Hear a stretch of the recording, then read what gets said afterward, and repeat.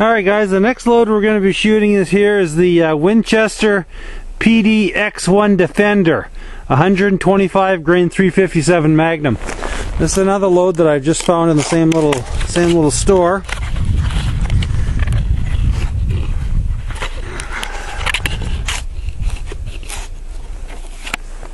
These are 125 grain bullet 357 Magnum. Now keep in mind that I don't shoot 357 Magnum in this firearm very often. Let's face it, the Model 19 is more of a, well, 38 Special on steroids. It's not a true 357 Magnum frame, so I try not to pound the hell out of this too much. This gun's got a lot of rounds through it. I'm thinking we're probably pushing 5,000–6,000 rounds easy of this thing, maybe even more. Unfortunately, it's getting even colder. The sun's starting to go down already. It's not even 3 o'clock yet, and it's freaking cold out.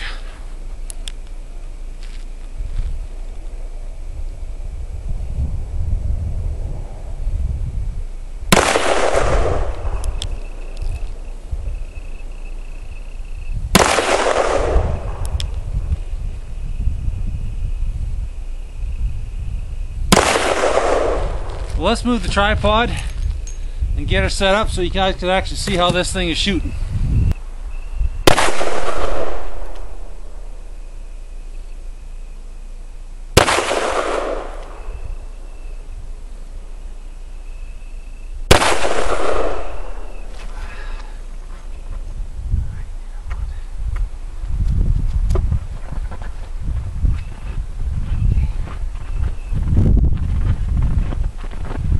Alright!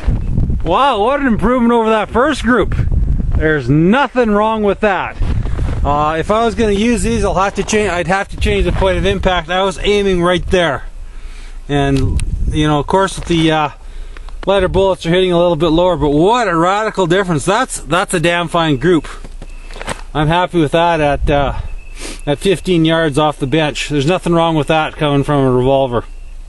Darn fine. That would definitely be one to keep around and try and get you know, to work on if a guy could you know, a guy was going to use that as a carry load. Practice with that one. I like that one better than the 350, the 140 grain, but that's a pretty darn good group. So that's the 125 grain PDX1 Winchester 357 Magnum coming out of a Smith & Wesson Model 19. Alright guys, we tested these Winchester PDX1 Defenders off the bench yesterday. They did pretty good. The second group, it's a PDX1 Defender 125 grain bonded jacketed hollow point from Winchester Elite. So now we're going to try some 15-yard bullseye shooting with them offhand to see how they add up. We'll do 6 rounds at a bullseye target just for accuracy tests and dependability and reliability in this Smith & Wesson Model 19 I have. Alright, this is the 4-inch barrel Smith & Wesson Model 19 that I've had since I was 18 years old. It's got a lot of rounds through it, but it still functions in that. It's still accurate, it still shoots well.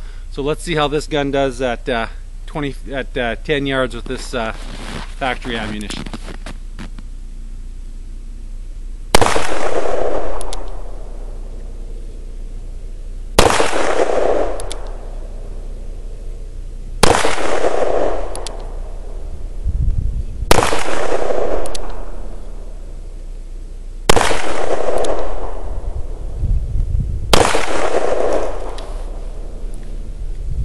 Alright, now that's a bit of a problem.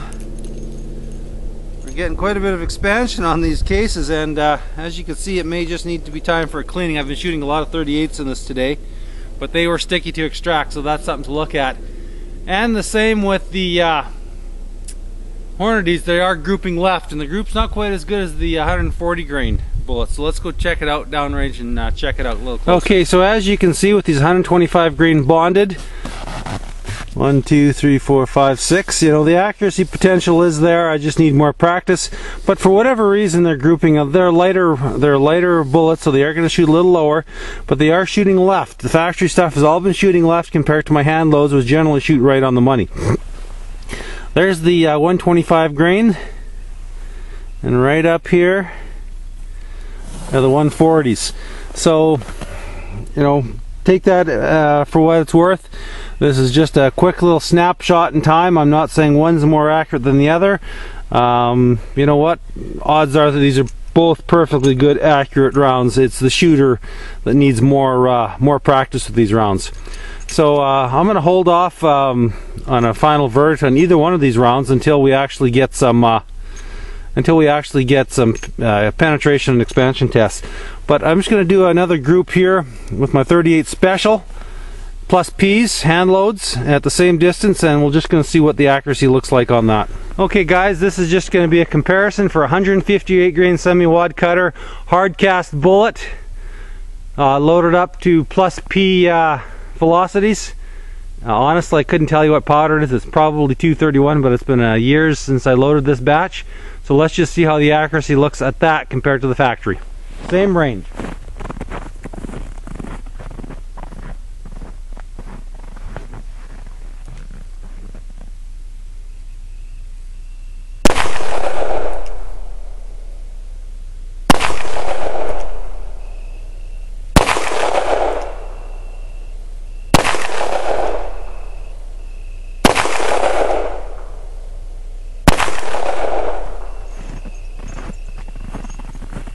Alright, so it looks like the old Glockster 42 can shoot when he really has to.